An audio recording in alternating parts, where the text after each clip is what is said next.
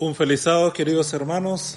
En esta mañana, después de haber estudiado juntos la Sagrada Escritura, al repasar la lección de la Escuela Sabática, nos disponemos entonces ahora a poder juntos estudiar la Palabra de Dios en este culto divino, y esperamos que el estudio de la Palabra sea una bendición para cada uno de ustedes. Hoy, 31 de octubre, es una fecha importante para el mundo evangélico. Acá en Chile se celebra el mundo, ¿no es cierto?, de las iglesias evangélicas, y esto viene en conmemoración, ¿no es cierto?, de algo importante que ocurrió con Martín Lutero, cuando, ¿no es cierto?, clava esas 95 tesis allí en una iglesia en Alemania y dio paso a esto tan importante que fue la Reforma Protestante.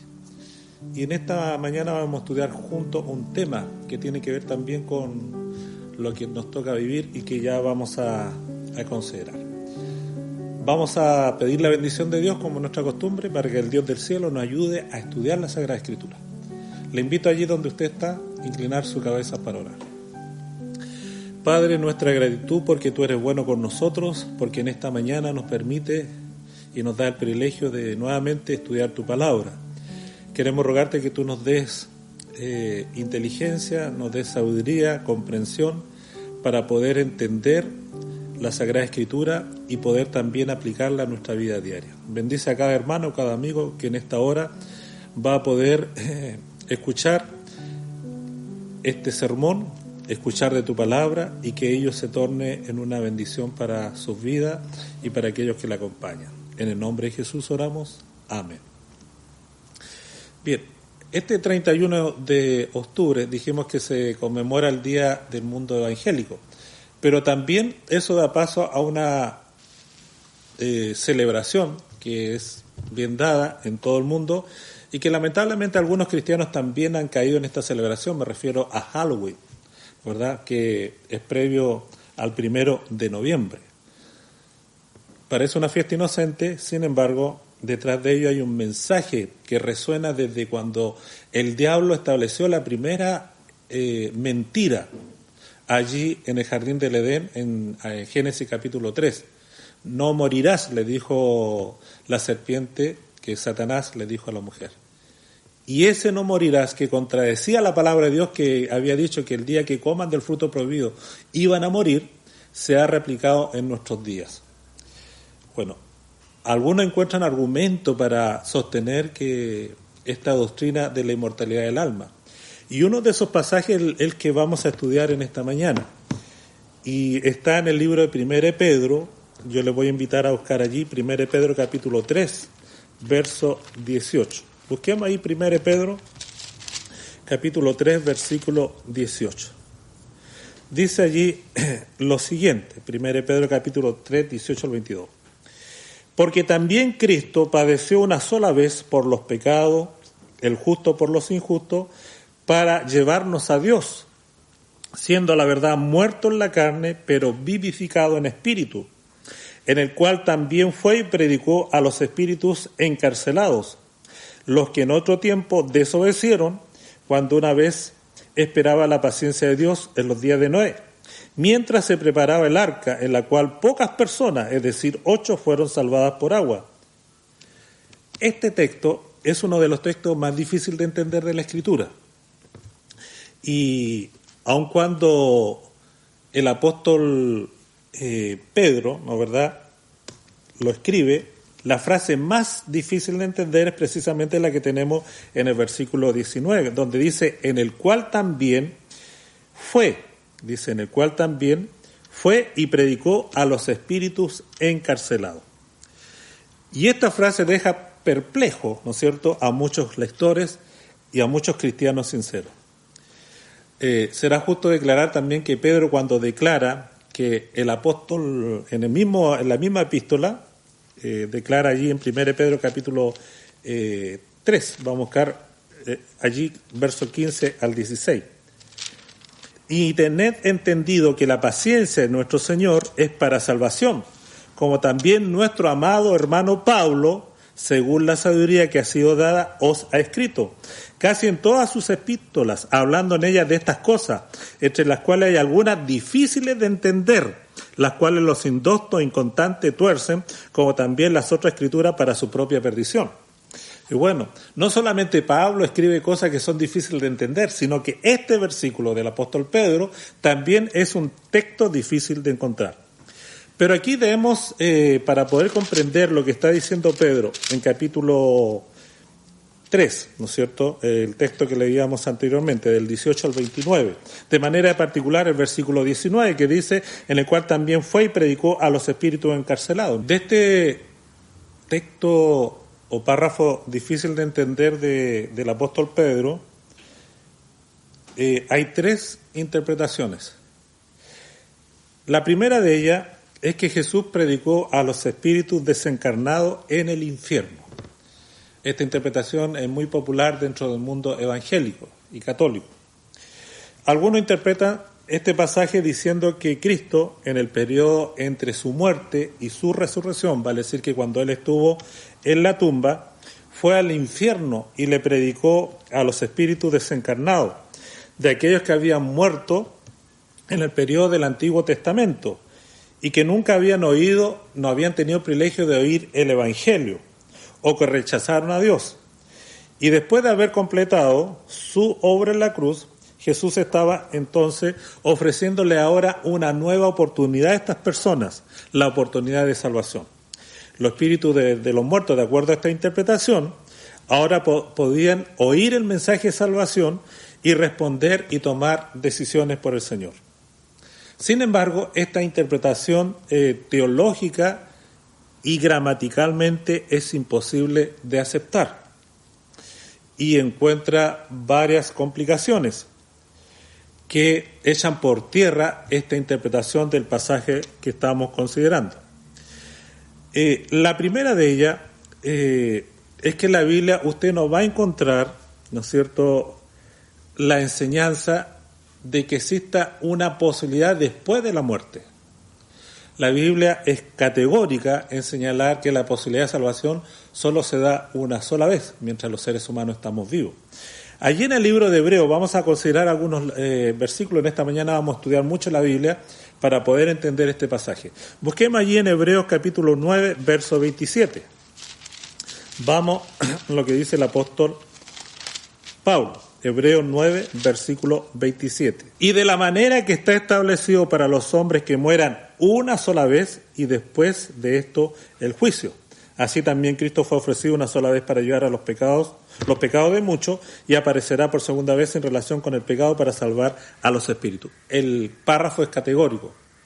La oportunidad que se le da a los seres humanos es una, y mientras estamos con vida. En el libro de Salmos, capítulo 88, mire lo que dice ahí, Salmos 88.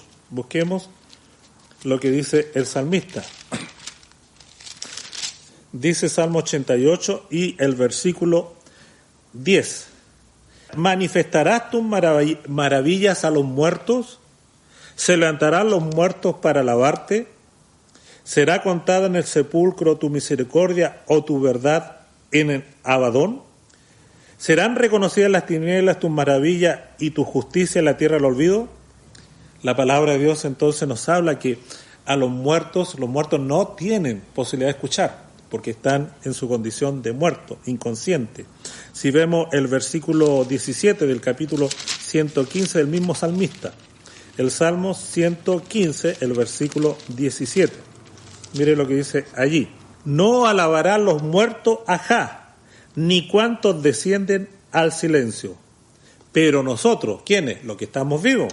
Pero nosotros bendeciremos ajá desde ahora y para siempre. Aleluya. Bíblicamente no hay posibilidad, ¿no es cierto?, de que los muertos escuchen la palabra de Dios o que alaben en nombre de Dios. No hay posibilidad alguna para aquello. Y en el versículo que encontramos allí en el libro de Job y otros versículos que vamos a ver en esta mañana, nos hablan de la condición real de las personas que han fallecido. El libro de Job, el capítulo 14, vamos a buscar allí, el versículo 10, dice: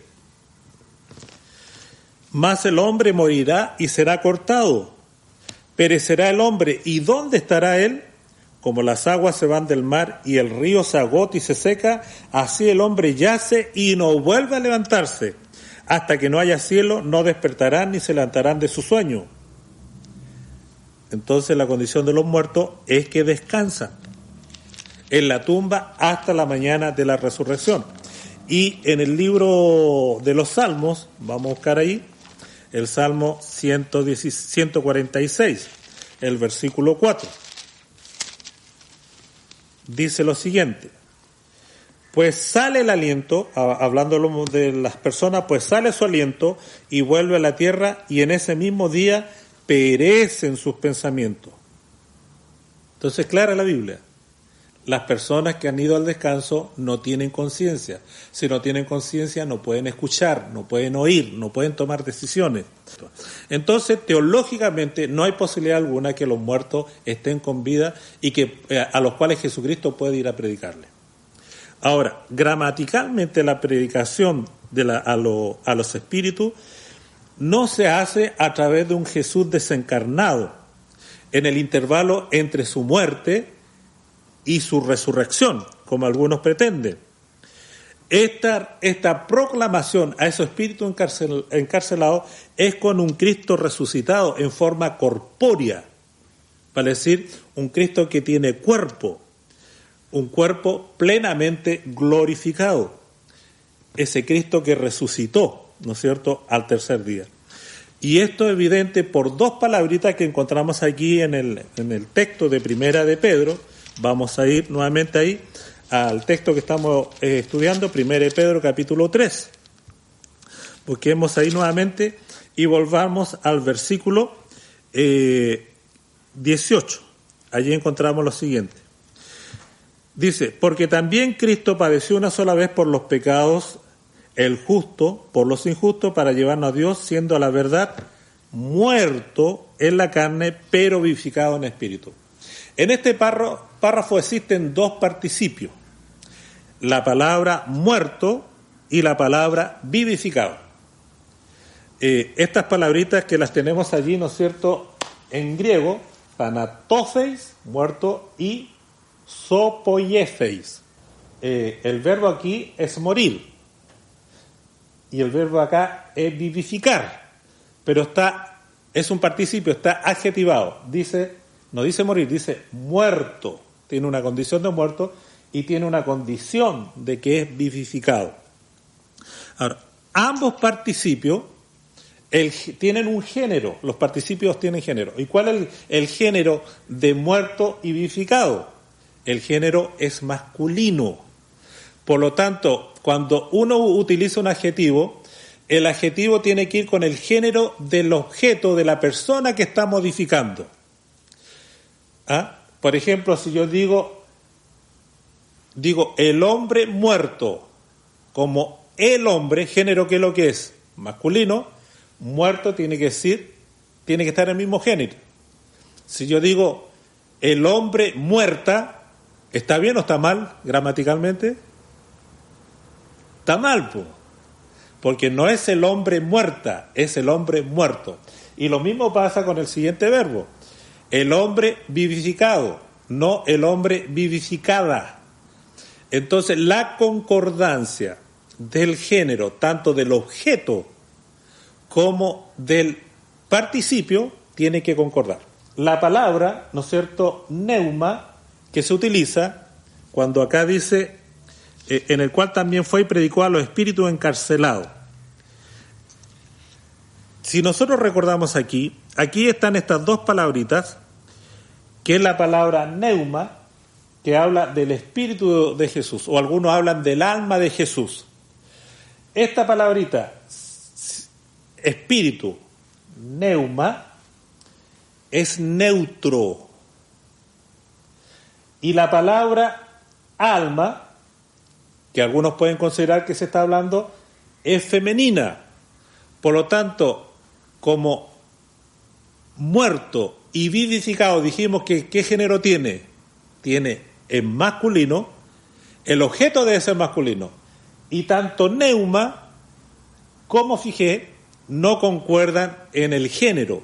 de los participios que estábamos mencionando.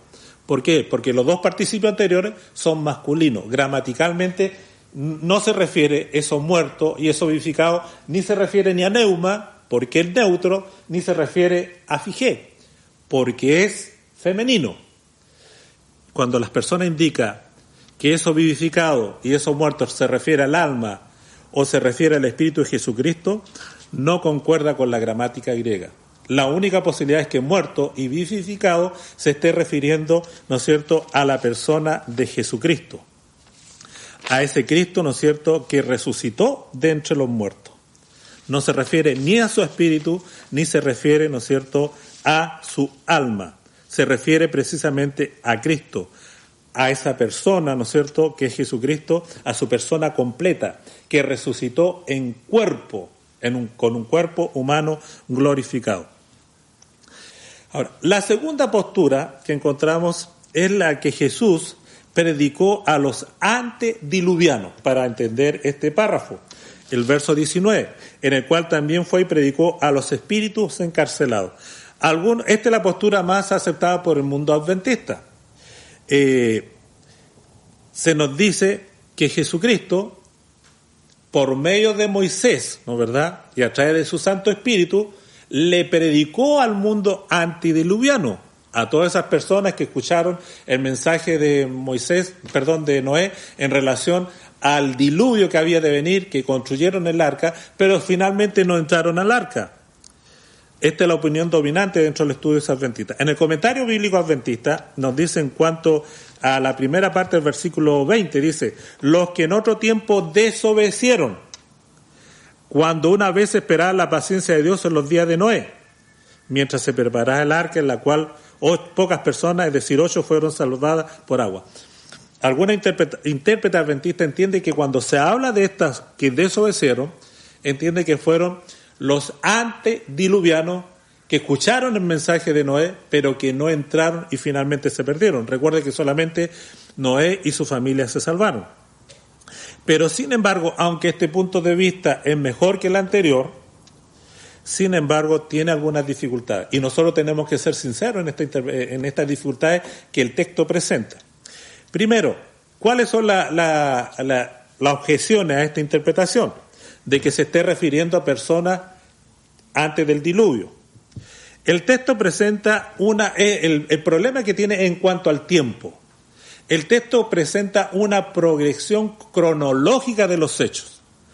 Y, como dice el texto, primero habla de que Cristo muere, luego dice que Cristo, ¿qué es lo que pasa? Resucita, y finalmente, ¿qué es lo que hace? Ese Cristo que ha muerto y ha resucitado, ese Cristo predica. Por lo tanto, esta predicación a la cual Jesús, ¿no es cierto?, le predica a estos espíritus encarcelados, ¿cuándo sucede? No antes que Jesús muera, no antes de su resurrección, sino que después de su resurrección. El evento no ocurre atrás, en los días del diluvio, sino que ocurre el evento cuando ocurre. Y eso es lo que dice el texto gramaticalmente. El texto está diciendo que esta predicación, esta proclamación de Jesús a los espíritus encarcelados, ocurre después de que Él muere y después que Él resucita. Y esa es la gran objeción a esta interpretación. Otro problema que encontramos aquí es en relación al espíritu, que dice acá, el cual también fue y predicó a los espíritus encarcelados, o la palabra vivificado en espíritu, que dice en el versículo 18, siendo la verdad muerto en la carne, pero vivificado en espíritu. Mientras algunas traducciones ven en espíritu, en la frase, tenemos ahí la frase, sí, sopoyefei fe neumati, en esa frasecita, vivificado en o por el Espíritu, que esa es la traducción, vivificado en o por el Espíritu, la referencia de este Espíritu probablemente se refiere, alguno entiende que habla del Espíritu de Dios, pero lo que se está refiriendo acá, de acuerdo a la evidencia textual, más probablemente es que se está refiriendo a la naturaleza espiritual, o sea, que Jesucristo, ese Cristo que muere, muerto en la carne, la palabra sarki, carne, se está refiriendo a la naturaleza carnal de Cristo, a la naturaleza humana, a esa naturaleza que Él adquirió cuando Él es encarnado.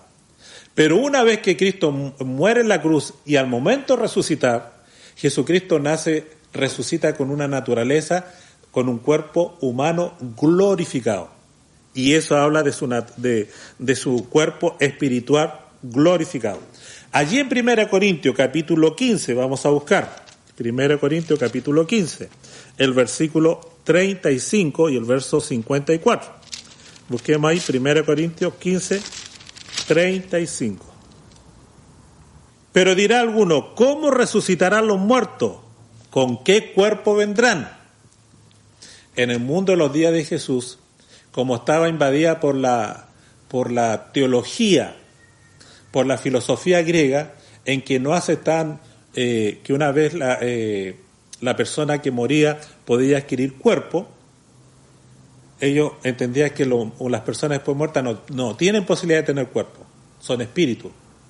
Pero la palabra de Dios habla que Cristo resucitó, no en espíritu, en algo incorpóreo, sino que resucita con un cuerpo glorificado, con un cuerpo espiritual, que es diferente al cuerpo que usted y yo tenemos ahora, porque este cuerpo está contaminado con el pecado. Por eso dice el versículo 54, mire lo que dice, y cuando esto corruptible, este cuerpo, carne y sangre, dice, esto corruptible se haya vestido ¿de qué cosa? De incorrupción, y esto mortal se haya vestido de inmortalidad, entonces se cumplirá la palabra que está escrita, se olvide la muerte en victoria. Esa experiencia Jesús la experimenta al momento de resucitar.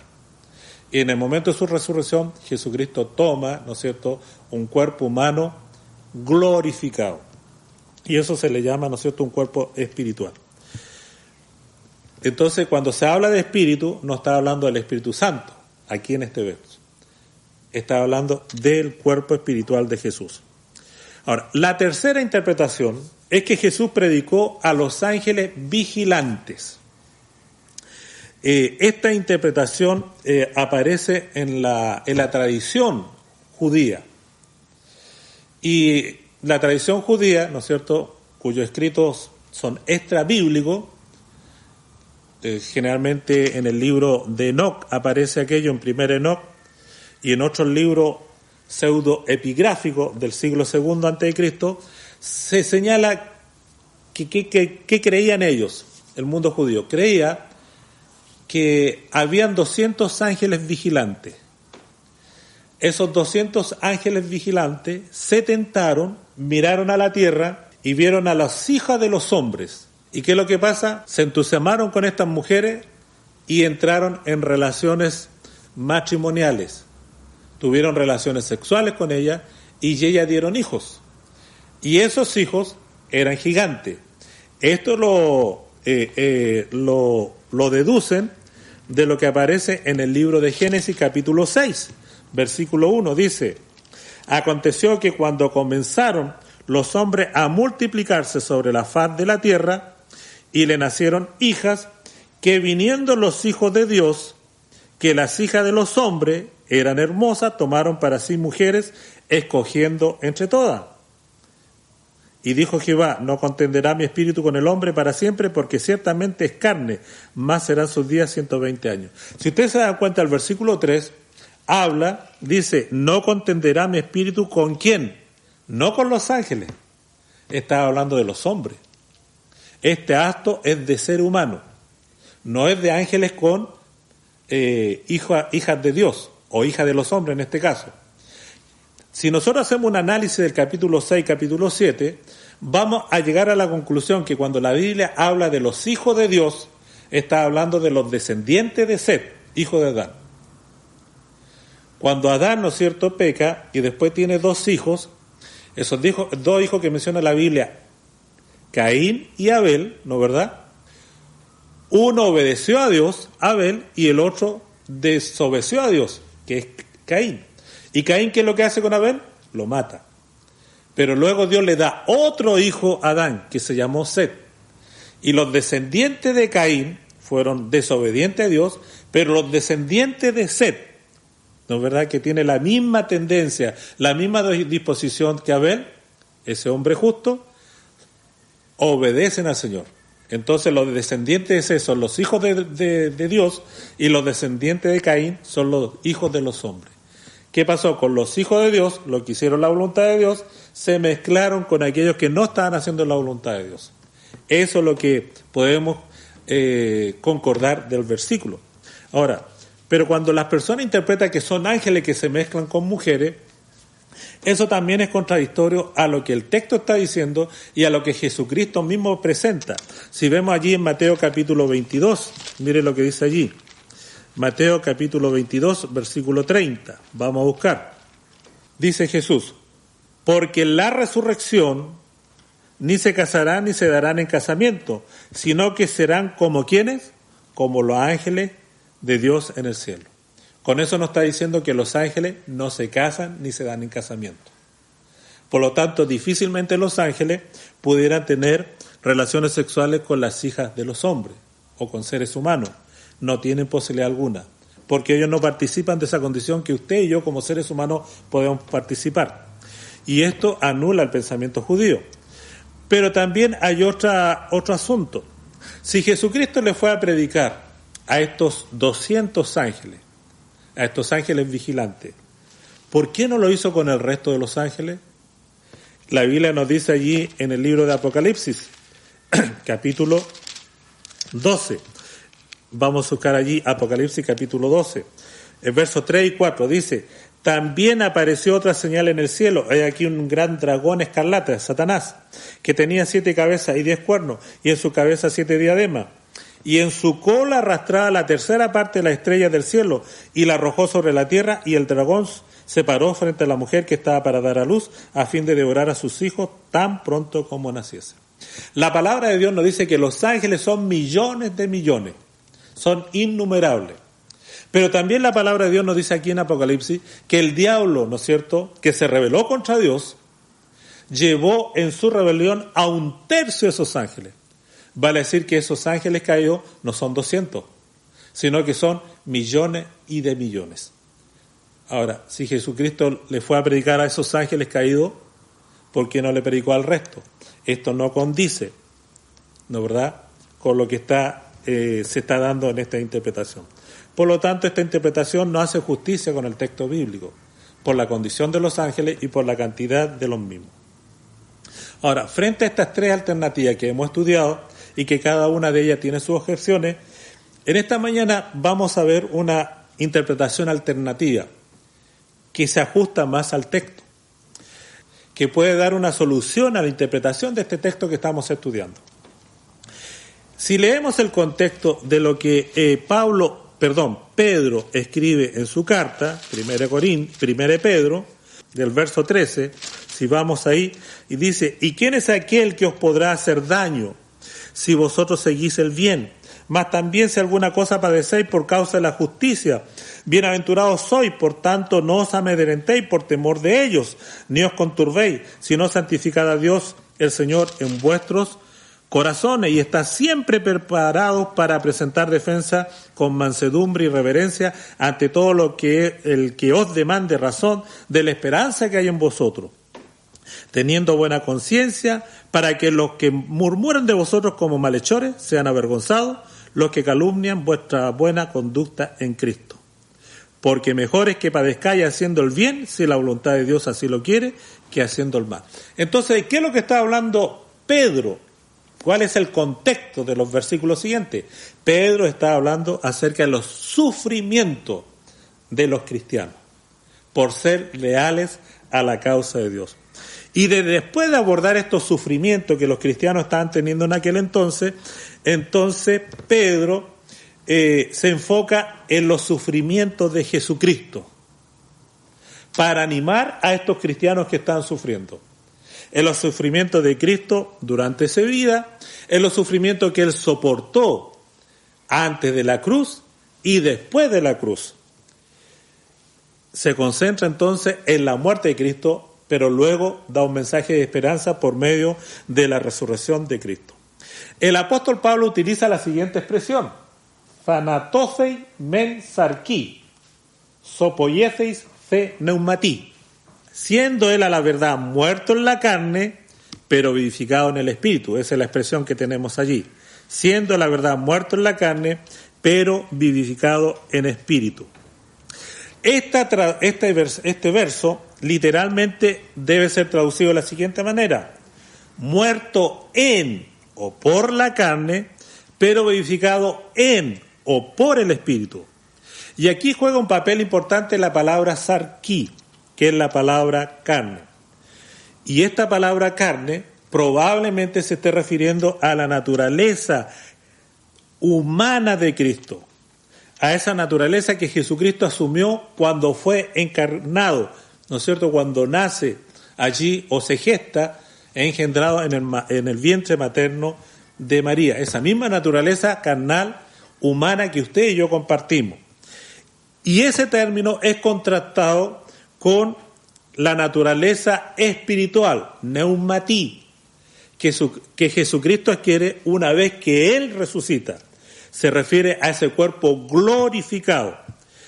Entonces Jesús muere en su naturaleza humana, allí en la cruz, ¿no es cierto?, a su naturaleza mortal, pero es resucitado, fue resucitado como un ser humano glorificado. Y de eso está hablando el texto aquí. Entonces cuando dice, siendo la verdad muerto en la carne, muere, el Cristo humano muere en la cruz, pero es vivificado en espíritu, en una naturaleza humana glorificada, en ese cuerpo, ¿no es verdad?, que Jesucristo ascendió al cielo.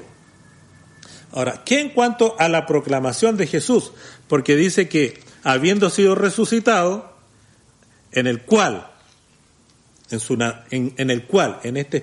cuando dice en el espíritu, en el cual, ese cual, ¿no es verdad?, esa palabrita indica el estado resucitado de Cristo, en el cual, con su naturaleza humana glorificada, no está hablando de una naturaleza sin cuerpo, sino que un cuerpo glorificado. Ese mismo cuerpo, ¿no es cierto?, que los discípulos tomaron, ese mismo cuerpo que Jesucristo, cuando estuvo con ellos una vez resucitado, comió, bebió. Y Jesús dice, los espíritus no tienen cuerpo, dice Jesús, pero yo tengo cuerpo. Y en ese cuerpo, con esa naturaleza, en esa condición de un cuerpo humano resucitado, glorificado, es que Jesucristo hace esta acción de la proclamación. La preposición que encontramos aquí, en el versículo en el cual también fue y predicó al espíritu encarcelado, esa frase, encarcelado, esta frase en griego, filaké, y este sustantivo se traduce como prisión, en la cárcel. Y cuando en griego se utiliza esta frase, este sustantivo, que algunos la espiritualizan, el párrafo, la frase, no es algo espiritual. Habla de un lugar físico, específico y real. Ahora, esta palabrita aparece 47 veces en el Nuevo Testamento y siempre tiene un significado literal y se refiere a una prisión o a un individuo que cuida la prisión. Y debemos notar también que en el Nuevo Testamento nunca se aplica el término pneuma, que es la otra palabra importante, espíritu. En el Nuevo Testamento nunca se le aplica esa palabra pneuma a los hombres pecadores. De las 32 veces, 24 veces en el Nuevo Testamento para referirse, cuando habla de los espíritus, para referirse no a seres humanos, sino que para referirse a ángeles, y principalmente ángeles caídos. Si nosotros vemos allí en el libro de Hebreos, vamos a buscar Hebreos 1:14, si es que no me equivoco. Pues ¿a cuál de los ángeles dijo Dios jamás?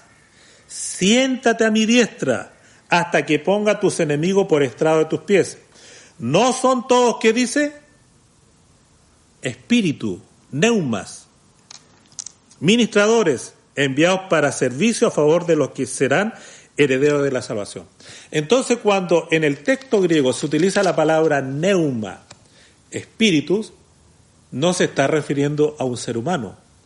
Siempre se refiere a ángeles, a seres celestiales. y no a seres humanos muertos que están en el infierno, sino que a ángeles. Y en este caso, en el caso de Hebreos, se refiere a estos espíritus ministradores, que son los ángeles que están a nuestro alrededor ayudándonos. Pero también están los ángeles caídos, esos que están encarcelados, que están aprisionados. Ahora, si vamos otra vez al texto, volvamos un poquito ahí, dice lo siguiente, 1 Pedro capítulo 3. Dice, en el cual también fue y predicó a los espíritus encarcelados. De acuerdo a la interpretación, estos espíritus encarcelados, ¿quiénes son? Los ángeles caídos. Aquí es interesante el uso del verbo carizo. Y esta palabra, que se traduce como predicar, pero junto con predicar es proclamar. Y la palabra, en este sentido, habla de, en el sentido literal, dice de anunciar, dar a conocer una noticia. Y esta noticia, este querizo de parte de Cristo, puede ser noticia tanto buena como noticia tanto mala. Ahora, algunos dicen que cuando habla acá de predicar, dice que le predica el Evangelio. Pero el sentido de la palabra es anunciar, dar a conocer noticias buenas, como qué cosa, como noticias malas. Ahora, ¿qué noticia Jesús, una vez que murió en la cruz y resucita, una vez resucitado, cuando resucita con este cuerpo glorioso? ¿El diablo estaba presente ahí al momento de Jesús salir de la cruz, de la tumba? Claro que sí. Recuerde que él hizo todo el esfuerzo para que esa tumba no fuera, ¿qué cosa? No fuera abierta. No solamente estaban las guardias de romanas, sino que las huestes angélicas, estos ángeles caídos, estaban allí. Pero una vez que Cristo resucita, les proclama, les dice que su suerte está completamente echada, que ya no tienen alternativa, que están condenados, ¿qué cosa? A morir eternamente y para siempre. Esas son las malas noticias para el diablo y sus ángeles.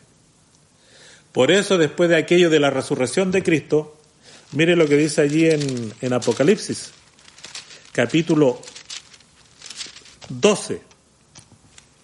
Dice el verso 9, pero fue lanzado el gran dragón y la serpiente antigua que se llama Diablo y Satanás, el cual engaña al mundo entero, fue arrojado a la tierra y sus ángeles fueron arrojados con él. ¿Dónde está confinado el diablo y sus ángeles? ¿Cuál es la cárcel que Dios le preparó? No es el infierno, sino que ¿dónde fueron arrojados? Fueron arrojados ¿dónde? A esta tierra. ¿Y usted no percibe la presencia de estos demonios que están en todo orden de cosas? Eso explica la maldad, eso explica los desastres, eso explica el sufrimiento humano, de tanto de aquellos que hacen la voluntad de Dios como aquellos que no hacen, porque los demonios trabajan en todas las esferas. Entonces oí una gran voz en el cielo que decía, en el cielo, ahora ha venido la salvación, el poder, el reino de nuestro Dios y la autoridad de Jesucristo, porque ha sido lanzado fuera el acusador de nuestros hermanos, el que lo acusaba delante de nuestro Dios día y noche. Del momento en que Cristo muere por nosotros en la cruz y una vez que resucita, el diablo es expulsado definitivamente del cielo. Ya no tiene nada que hacer allí. El diablo iba, y lo dice Job, ¿no es verdad? Capítulo 1. ¿Y por qué iba? En representación de la raza humana. El que tenía que estar allí era Adán, pero Adán entregó el dominio de este planeta al diablo y sus ángeles. Pero en el momento en que Cristo resucita, el Señor le dice al diablo y a sus ángeles que ya no tienen más oportunidad. Y queda completamente confinado en este planeta Tierra, encarcelado aquí. Y de aquí no saldrá hasta que finalmente muera eternamente después del milenio. Y ellos le han vencido por medio de la sangre del Cordero y de la palabra del testimonio de ellos, y menospreciaron su vida hasta la muerte. Por lo cual dice, alegraos cielos y los que moráis en ellos, ay de los moradores de la tierra y del mar, porque el diablo ha ascendido a vosotros con ira, sabiendo qué cosa, que tiene poco tiempo. ¿Dónde están el diablo y sus ángeles, estos espíritus? Están aquí, encarcelados. Y a esto el Señor le proclama esta mala noticia, que están destruidos, que están condenados a morir para siempre. Entonces, Jesucristo, aquí si vemos nuevamente a Pedro, capítulo 3, dice lo siguiente, en el cual también fue y predicó a los espíritus encarcelados. Cristo va a estos ángeles caídos en esta tierra, les proclama, Pero luego, ¿qué es lo que hace? ¿Va a dónde? Al cielo. Y este Cristo resucitado que asciende al cielo y se sienta en el trono de Dios, ahora proclama delante del Padre y delante de los ángeles no caídos que el sacrificio de Jesús, ¿no es cierto?, garantiza la salvación de los seres humanos arrepentidos, de los pecadores arrepentidos, pero garantiza la paz y la tranquilidad para aquellos ángeles y para el universo todo. Entonces, después de la resurrección, Jesús hace dos cosas. ¿Cuáles son esas dos cosas que Jesús hace? Primero, Jesús les dice a los ángeles caídos, les habla de su destino eterno, pérdida, muerte eterna. Y segundo, asciende al cielo y le proclama delante del trono de Dios y delante de los ángeles que la salvación ha sido garantizada por medio de su muerte en la cruz en beneficio de todos nosotros. En otras partes del Nuevo Testamento se usan expresiones semejantes a estas de ángeles y autoridades, de estos espíritus. Y por ejemplo vamos a ver algunas de ellas. En Efesios capítulo 1, miren lo que dice Efesios capítulo 1, versículo 21. Sobre todo principado y autoridad y poder y señorío y sobre todo nombre que se nombra no solo en este siglo, sino también donde, en el venidero. El capítulo 6, versículo 12. Porque no tenemos lucha contra sangre y carne, sino contra ¿quiénes? Contra principados, contra potestades, contra los gobernadores de las tinieblas de este siglo, contra huestes espirituales de maldad en las regiones celestes. Y agrega el versículo 16 de Colosenses, capítulo 1, verso 16. Porque en Él fueron creadas todas las cosas, las que hay en los cielos y las que hay en la tierra, visible e invisible, sean tronos, sean dominios, sean principados, sean potestades, todo fue creado por medio de Él y para Él. Entonces, estas potestades angélicas, estos espíritus de demonio, estos espíritus encarcelados, fueron totalmente derrotados. Jesús los derrotó con su muerte en la cruz y al resucitar, ¿no es cierto?, el tercer día. Jesús lo tiene bajo sus pies. Y por eso Jesucristo, ahora que los proclama totalmente derrotados, cuando garantiza la salvación del ser humano por medio de su resurrección, dice lo de Mateo, cuando se le presenta ahora a los discípulos después de la resurrección. Mateo capítulo 28, verso 18. Mire lo que dice ahí. Y Jesús se acercó y les habló diciendo, toda potestad me es dada ¿dónde? En el cielo y en la tierra. Toda potestad me es dada ¿dónde dice? En el cielo y en la tierra. En la tierra los ángeles caídos están bajo su dominio, están liquidados. Y en el cielo los ángeles, ¿no es cierto?, que no pecaron, le rinden honor y gloria, para que puedan vivir con Él eternamente y para siempre. Ahora bien, en la palabra de Dios nos dice que este Dios del cielo, que derrotó a las huestes angélicas allí en la cruz del Calvario y habiendo resucitado, también anhela que usted y yo tengamos el privilegio de vivir eternamente con Él.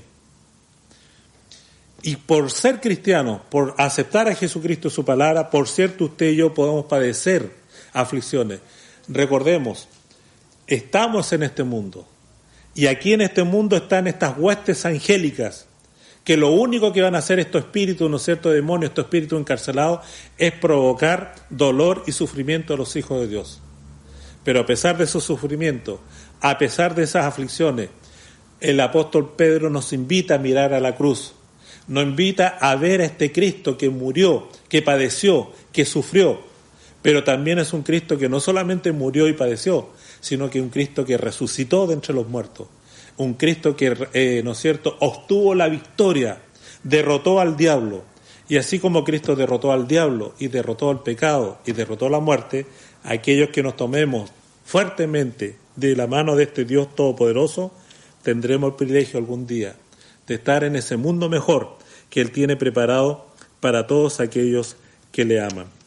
Allí en 1 Pedro capítulo 4, el apóstol Pedro termina con esta tierna invitación. Puesto que Cristo, dice él, ha padecido por nosotros en la carne, Pues quien ha padecido en la carne terminó con el pecado, para no vivir el tiempo que resta en la carne, conforme a las concupiscencias de los hombres, sino conforme a la voluntad de Dios. Baste ya el tiempo pasado por haber hecho lo que agrada a los gentiles, andando en lascivia, concupiscencia, embriagueces, orgía, disipaciones y abominable idolatría. A esto les parece cosa extraña que vosotros no corráis con ellos en el mismo desenfreno de disolución y os ultrajan. Pero ellos darán cuenta al que está preparado para juzgar a los vivos y los muertos. La palabra de Dios es categórica. La paga del pecado es muerte. Pero así como la paga del pecado es muerte, la palabra de Dios nos dice que Jesucristo nos da vida eterna, salvación. La invitación de parte del Señor por medio de Pedro es que a pesar de nuestros sufrimientos, a pesar de nuestras aflicciones, miremos que hay un mundo de victoria.